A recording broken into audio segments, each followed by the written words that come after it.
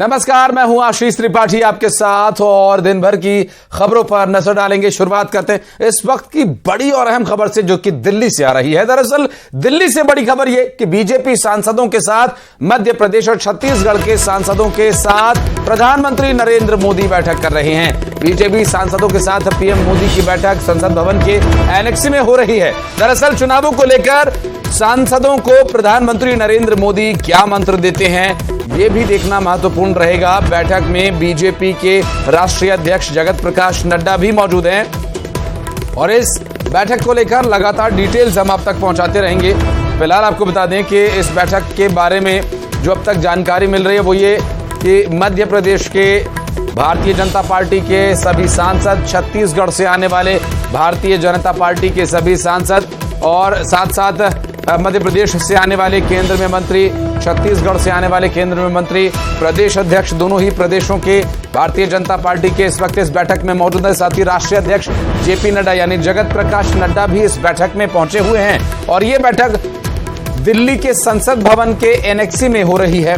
इस बैठक में क्या मंत्र प्रधानमंत्री नरेंद्र मोदी अपने मीटिंग में अपने सबऑर्डिनेट्स को, अपने सहयोगियों को देते हैं, ये देखने का विषय रहेगा। साथ ही भारतीय जनता पार्टी के जो सभी सांसद हैं उन सांसदों के लिए क्या यहां से ड्यूटी उनकी तय होगी या फिर सिर्फ मोरल बूस्ट करने के लिए बुलाया गया है, जो कि स्वाभाविक सी बात है। भारतीय जनता पार्टी जो कि हमेशा ये दावा करती है कि हर चुनाव के लिए वो हर वक्त तैयार रहते हैं। एक चुनाव खत्म होता है, दूसरे चुनाव की तैयारी में वे जुट जाते हैं और इस बात का दावा करने वाले ये सांसदों को आज यहाँ पर क्या विशेष मंत्र प्रधानमंत्री नरेंद्र मोदी देने वाले हैं, क्या वो योजनाएं होंगी, किस तरह की रणनीति आगामी चुनावों को देखते हुए होगी, क्योंकि लगातार बैक टू बैक चुनाव हैं। दोनों ही राज्यों में विधानसभा के चुनाव होने हैं और उसके बाद लोकसभा के चुनाव होने हैं। राज्यों में केंद्र सरकार बनाकर केंद्र में सरकार बनाने के लिए अलग अलग क्या मेहनत करनी होगी या फिर सांसदों के लिए एक तीर से दो शिकार जैसा कोई मंत्र प्रधानमंत्री नरेंद्र मोदी देने वाले हैं। जमीन पर बूथ लेवल पर काम करने वाले,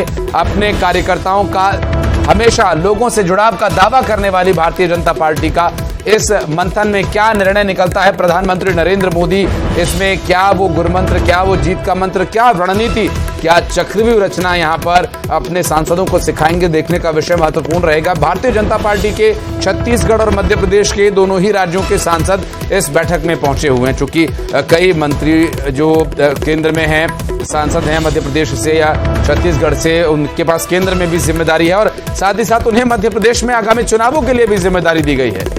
अशोक हमारे सहयोगी इस वक्त हमारे साथ, माफ कीजिएगा अशरफ हमारे सहयोगी इस वक्त हमारे साथ मौजूद हैं, उनके पास चलेंगे। अशरफ, मीटिंग जारी है, अभी लंबा चलने की संभावना है?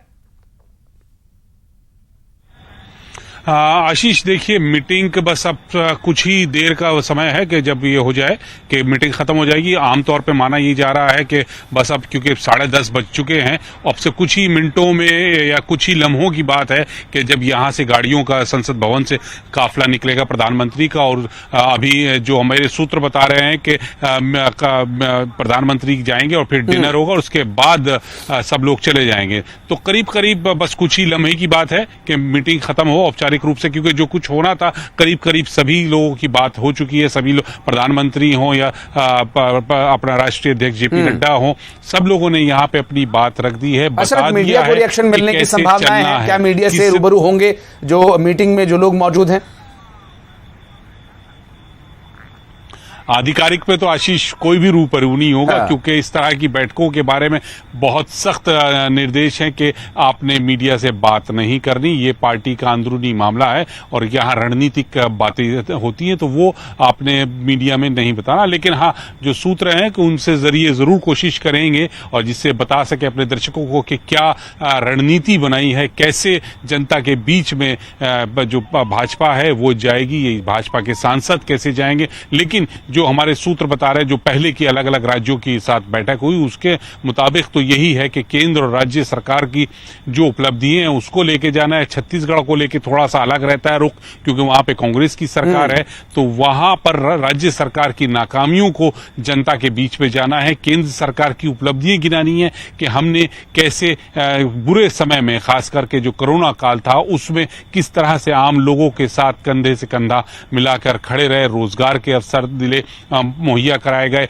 उनको खाद्यान्न प्रोवाइड कराया गया, गरीब लोगों को मुफ्त राशन दिया गया। ये तमाम योजनाएं हैं जो जनता के बीच में स्वाभाविक अशरफ, चूंकि अभी तक की जो परिस्थितियां रही हैं उनमें भारतीय जनता पार्टी हमेशा यही दावा करती रही कि हम एक चुनाव खत्म होने के बाद दूसरे चुनाव की तैयारियों में जुट जाते हैं। और अब देखना होगा कि यहां पर जो परिस्थितियां अलग अलग बन रही है। मध्य प्रदेश में आपकी सरकार है, जबकि पिछले चुनाव में आप हार गए थे, बीच में मिड टर्म में आपकी सरकार बनी, और छत्तीसगढ़ में कांग्रेस पार्टी की सरकार है। भूपेश बघेल जो कि मोदी लहर में जीत कर आए, उन्हें क्या सत्ता से हटा पाना इनके लिए स्वाभाविक हो पाएगा? और इस मीटिंग में क्या मंत्र मिलेगा, इसके बारे में भी और डिटेल आपसे आगे लेते रहेंगे। मीटिंग खत्म होने का इंतजार रहेगा। बहुत शुक्रिया आपका अशरफ।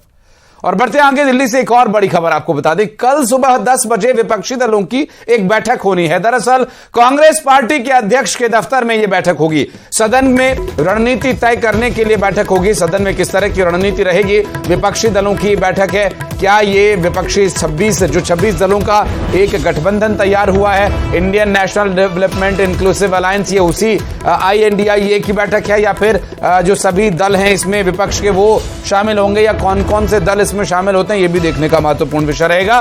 कल दिल्ली में सुबह 10 बजे यह विपक्षी दलों की बैठक बुलाई गई है। बीजेपी महासचिव कैलाश विजयवर्गीय ने ट्वीट किया और ट्वीट में उन्होंने एक पहेली बुझाई। उन्होंने लिखा, बूझो तो जाने, 13 बार लॉन्चिंग के बाद भी फेल, बताओ कौन?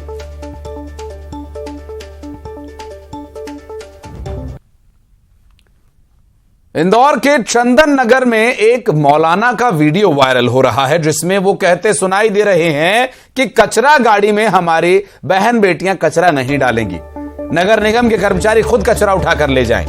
मौलाना ने नगर निगम के कर्मचारियों के लिए जाति सूचक शब्दों का इस्तेमाल भी किया। इस वीडियो के वायरल होने के बाद मेयर पुष्यमित्र भार्गव का बयान आया। उन्होंने कहा कि इंदौर इन्हीं सफाई मित्रों की वजह से स्वच्छता में नंबर बनाया। इनके खिलाफ इस तरह का खराब व्यवहार सहन नहीं किया जाएगा। ऐसे लोगों के खिलाफ कठोर कार्रवाई की जाएगी। इस मामले में एट्रोसिटी एक्ट के तहत FIR दर्ज कर ली गई है। अब चंदन नगर में तमाशा नहीं होने देंगे, ना हम हमारी बहन बेटी बच्चियों को सुबह कचरा डालने देंगे। उससे कहेंगे कि हम पैसा भरते, कचरे का टैक्स भरते, तेरे मुंह पे और महीने के 60 रुपए मारेंगे, 2 रुपए रोज, लेकिन ये कचरे की उठा के तू डालेगा, हमारी बहन बच्चियां कचरा उठा करके नहीं डालेगी। मैंने देखा है जब भाभियां, बच्चियां, माए, बहनें, जवान बेटियां कचरा डालती है ना, तो मेहतर गंदी नीच नजर वाले उनको ऐसे घूर के देखते जिसकी कोई इंतहा नहीं। सोचे हमको तो इनका नाखून भी घेर देखे तो हमारे दिल को गवारा नहीं है। तो हमें खुद अपने घर से शुरुआत करना पड़ेगी। ऐसे नहीं कि वहां ऐसा हो रहा, वहां ऐसा हो रहा है। हम सब एहद करें कि जिसने ईशा की नमाज नहीं पढ़ी वो ईशा की नमाज पढ़ेगा और फिर कल रोजे की तैयारी करेगा। जिस प्रकार से उनका व्यवहार है, इसके खिलाफ कठोर कार्रवाई इंदौर नगर निगम करेगा। और हमने अभी prevention of atrocities against ST/SC act के तहत मामला दर्ज भी कराया है। और जिस प्रकार का वक्तव्य समाज को भड़काने का सफाई मित्रों और कर्मचारियों के खिलाफ सामने आया है, बहुत ही निंदनीय है। देखिए, सोशल मीडिया पे एक वीडियो वायरल हो रहा है। इसमें एक व्यक्ति जो सफाई मित्र है उनके बारे में कुछ अशोभनीय टिप्पणी करते हुए दिख रहा है। उसके संबंध में थाने पर अभी सफाई मित्र प्रथम सूचना रिपोर्ट के लिए आए थे, जिसके प्रकरण पंजीबद्ध कर लिया गया है, विवेचना की गई। और इंदौर क्राइम ब्रांच ने ऑपरेशन प्रहार के तहत ब्राउन शुगर की तस्करी करने वाली महिला और पुरुष को गिरफ्तार किया। पकड़े गए आरोपियों से 40 लाख रुपए मूल्य की 266 ग्राम ब्राउन शुगर बरामद हुई है। ये लोग राजस्थान से ब्राउन शुगर लाकर इंदौर में बेचते थे। क्राइम ब्रांच ने बाईपास इलाके से ब्राउन शुगर की तस्करी करने वाली महिला सपना देवकर को और उसके भाई दीपक को गिरफ्तार किया। पकड़े गए आरोपियों ने खुलासा किया कि राजस्थान से ब्राउन शुगर लाकर इंदौर में युवाओं को नशे की लत लगाने का ये कुकृत्य कर रहे थे।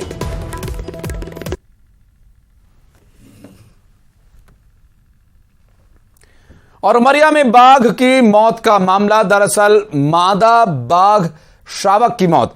पनपथा बफर के खुसरिया बीट की यह घटना।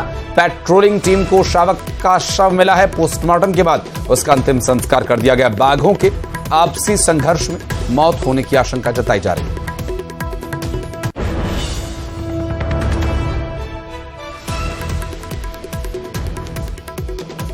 दरअसल ये पनपथा बफर के खुसरिया का मामला है, जहां पेट्रोलिंग टीम को एक शावक बाघ का शव मिला है और ये मादा शावक बाघ है जिसका पोस्टमार्टम कर अंतिम संस्कार करा दिया गया। चूंकि पोस्टमार्टम में जो तथ्य सामने आए उसमें यह पता चला है कि आपसी संघर्ष की वजह से इसकी जान गई हो सकती है।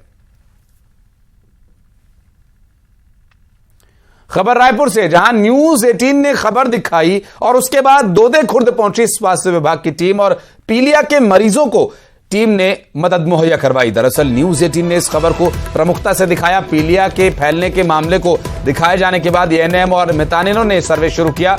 दोदे खुर्द हाउसिंग बोर्ड कॉलोनी में पीलिया फैला हुआ है। दूषित पानी की समस्या से लोग जूझ रहे हैं जिन्हें अस्पताल में भर्ती कराया गया। यहाँ पीलिया का बहुत शिकायत है। दोदे हाउसिंग बोर्ड कॉलोनी में यहाँ टंकी साफ होती है ना, कुछ भी नहीं, पानी की बहुत दिक्कत होती है। यहाँ पर इतनी दिक्कत है कि यहाँ पे कोई सीमा नहीं है। यहाँ पानी पीने से पीलिया हो जा रही है, किसी को और कुछ भी हो जा रहा है। आगे में भी बच्चे लोगों को हुआ है, छोटे छोटे बच्चे लोगों को बहुत तकलीफ हो रही है यहाँ पे पानी का। और टंकी सफाई होती भी नहीं है और यहाँ पे दवाई भी डालते हैं, पता नहीं किस चीज का दवाई डालते हैं, जैसे पीने से भी बदबू आने लगती है पानी। इलाज कराने से भी डॉक्टर बोले थे कि यहाँ पर मतलब जो यहाँ का नेता जो भी है यहाँ पर पार्षद, उनसे बोल के मतलब करवाओ पानी का करके, लेकिन यहाँ कोई है ही नहीं सुनाई। और बढ़ते हैं आगे, दुर्ग से एक और बड़ी खबर आपको बता दें। डेंगू का प्रकोप लगातार लोगों को अपनी चपेट में ले रहा है। 16 नए मरीज सामने आए हैं और 16 मरीजों के सामने आने से हड़कंप मच गया। सेक्टर 2, 3 और 6 से 8 मरीज मिले हैं। 19 दिन में 42 मरीज सामने आए। बीएसएफ के 5 जवान भी डेंगू की चपेट में हैं।